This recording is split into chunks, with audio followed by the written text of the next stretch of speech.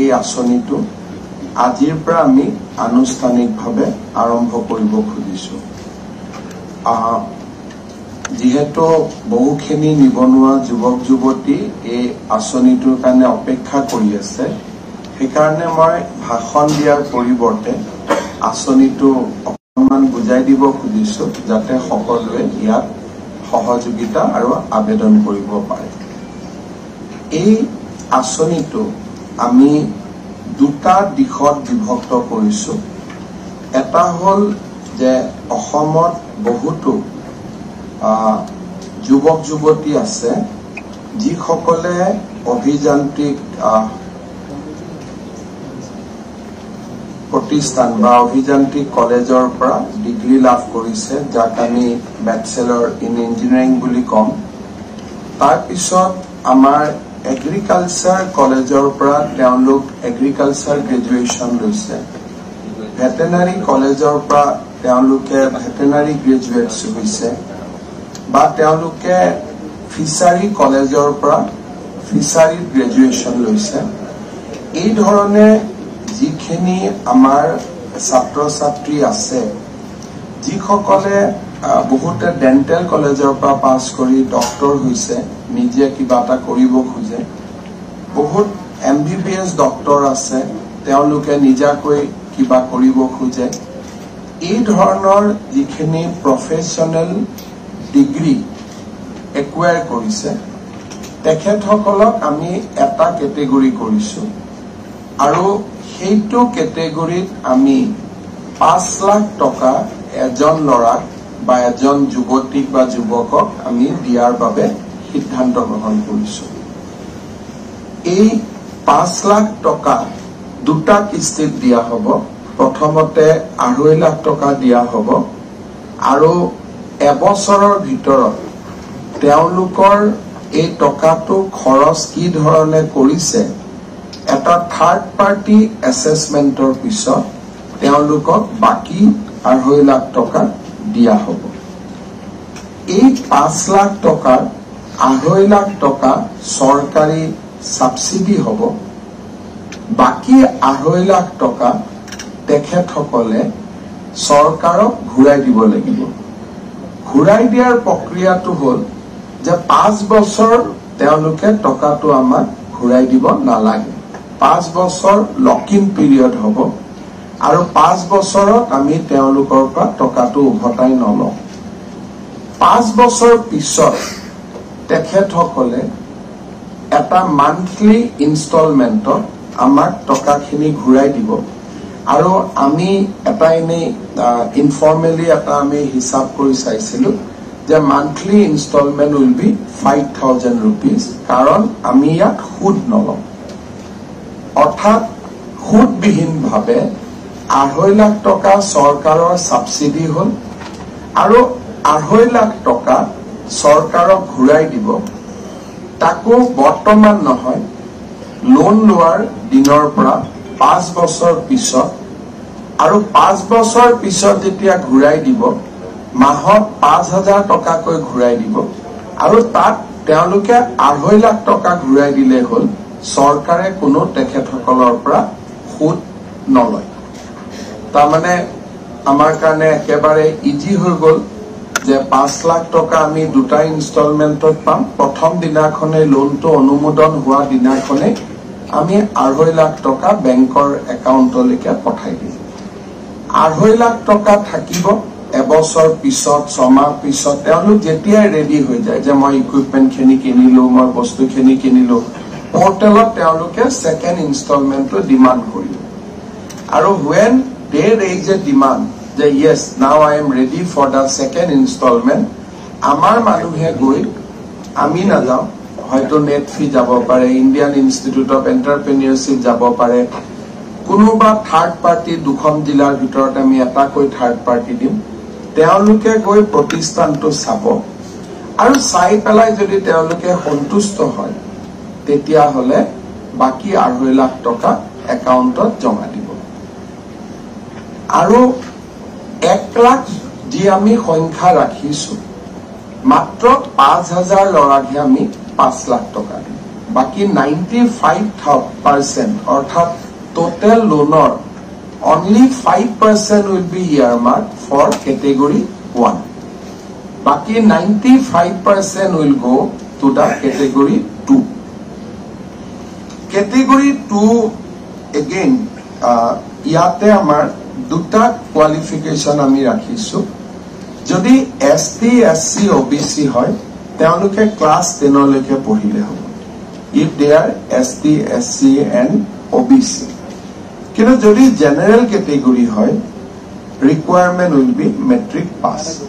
So these are the two requirements. Second কথা ইয়াতো আমি যিসকল লৰাই ITI পাস কৰিছে জুনিয়ৰ ইঞ্জিনিয়াৰিং পৰীক্ষা পাস কৰিছে ল্যাবৰেটৰী টেকনিশিয়ান পাস কৰিছে অৰ্থাৎ বিভিন্ন সেলফ এমপ্লয়মেন্ট কোৰ্সত যিবিলাক লৰাই বিভিন্ন সময়ত পাস কৰিছে তেওঁলোকক আমি অগ্ৰাধিকাৰ দিম অৰ্থাৎ কোনোবা এজন লৰাই যদি ডিপ্লোমা ইন সিভিল ইঞ্জিনিয়াৰিং পাইছে ডিপ্লোমা ইন মেকানিক্যাল ইঞ্জিনিয়াৰিং পাইছে কোনোবা এজন লৰাই ITI পৰা ইলেক্ট্ৰিসিটি পঢ়ি আহিছে তেওঁলোকক আমি ডেফিনেটলি উইদিন দা স্কিম আমি প্ৰিফাৰেন্স দিবৰ কাৰণে যত্ন কৰিম আৰু বাকি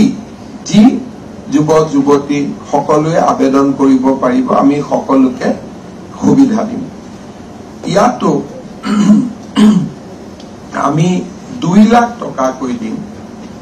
2 লাখ টকাৰ 1 লাখ টকা সরকারে অনুদান হিসাবে দিব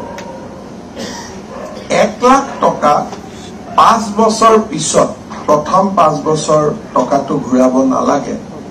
5 বছৰ পিছত তেওঁলোকে মাহত 2000 টকা কৰি সৰকাৰক প্ৰতি মাহত তেখেতসকলে উভতাই দিব 24000 হ'ব 4 বছৰত তেওঁলোকে ঘূৰাই দিব that means at the end of the 9th year তেওঁলোকৰ পৰা মিলাম আৰু 2000 টকা ভেৰি সিম্পল ইনষ্টলমেন্ট আৰু তাত কোনো চক্ৰবৃদ্ধি সুদ সিম্পল ইন্টারেস্ট একো নাথাকে the entire interest is free এতিয়া ইয়াত দুই তিনটা আমি কথা কৈছো আমি এটা বস্তু জানো যে অসম চৰকাৰে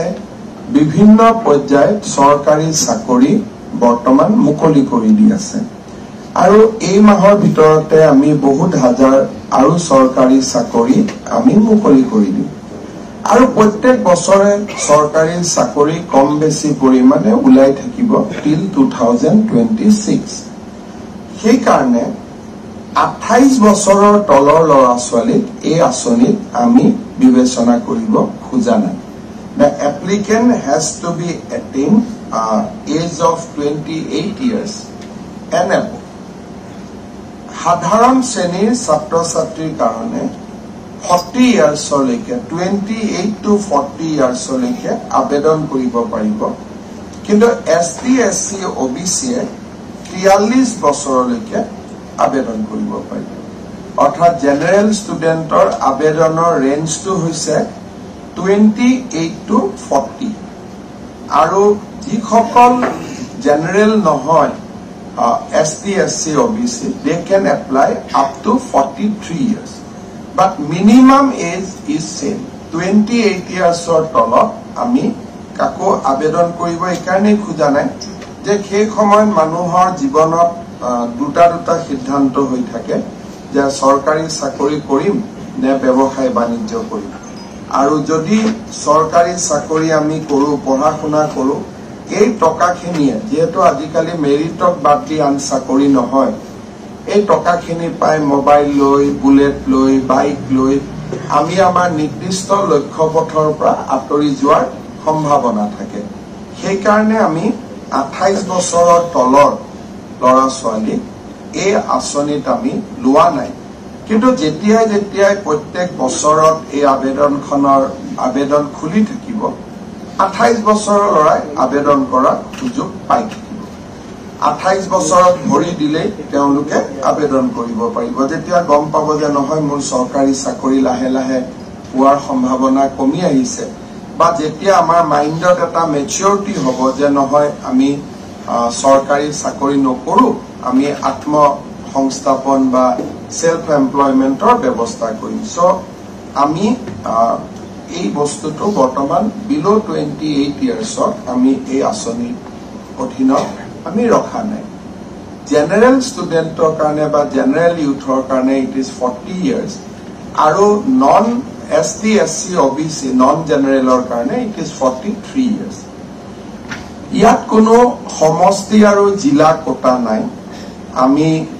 will not consider as per constituency or as per district it will be a state level selection starting from block to district or pra state ot ahibo and finally merit list will be published at the state level ইয়াতে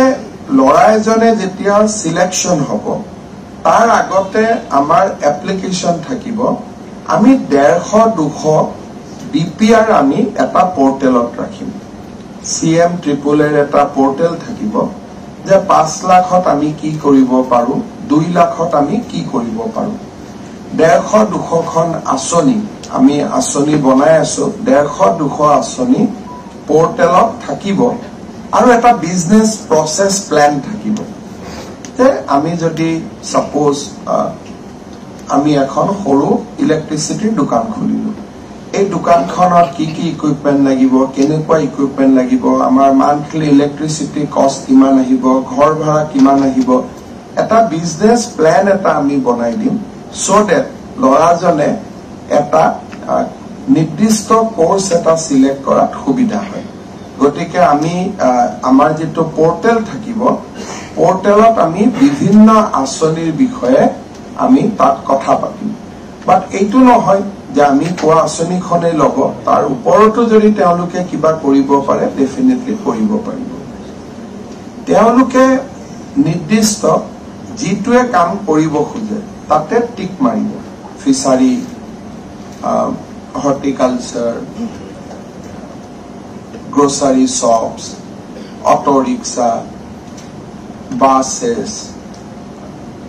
ইলেক্ট্ৰিসিটি mechanical shop যি আছে তেওঁলোকে আবেদন পত্ৰখনত তেওঁলোকে এটা click কৰিব যে মই এই কামটো কৰিব খুজো সিলেকশনৰ পিছত আমি তেওঁলোকক এটা এমহীয়া ট্ৰেইনিং প্ৰগ্ৰাম দিম যদি সাৰ্ভিস সেক্টৰৰ ওপৰত তেওঁলোকে সেৱা খণ্ডৰ ওপৰত আবেদন কৰে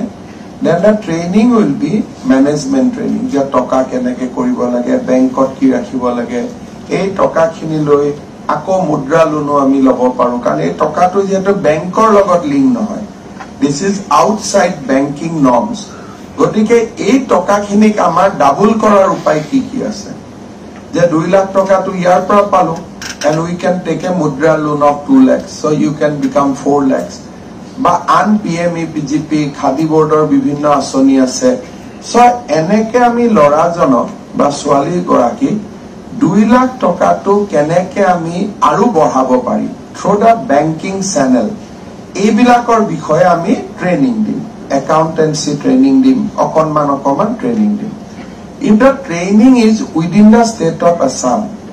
তেতিয়াহলে আমি ট্ৰেইনিংৰ মানটো আমি 5000 টকা লৰাজনক আমি স্টাইপেন্ড দিম কিন্তু যদি লৰাজনে কয় যে নহয় মই এটা ফিচাৰী কৰিব খুজো আমি ভাবো যে নহয় লৰাজনক পুছা এগ্ৰিকালচাৰ কলেজত আমি ট্ৰেইনিং দি আনো then we will give him a stipend of rupees 10,000 for that month and plus training institute of যেটো পইচা দিব লাগে that will be paid by the state government so training institute will be paid by the state government or third party will be paid by the state government but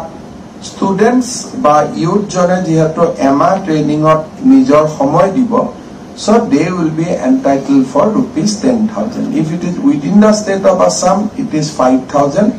and if it is outside the state of amar bahira তেতিয়ালে আমি তেওঁলোকক training দিম আৰু যদি কিবা কাৰণত তেওঁলোকৰ ট্ৰেইনিংটো আমাৰ স্কিলৰ ট্ৰেইনিং বিলাকৰ লগত খাপ খাই যায়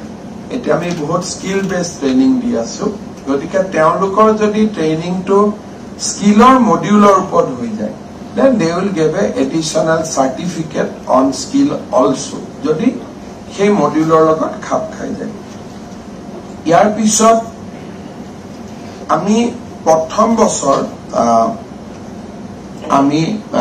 1 লাখ যুৱক যুৱতীক আমি দিম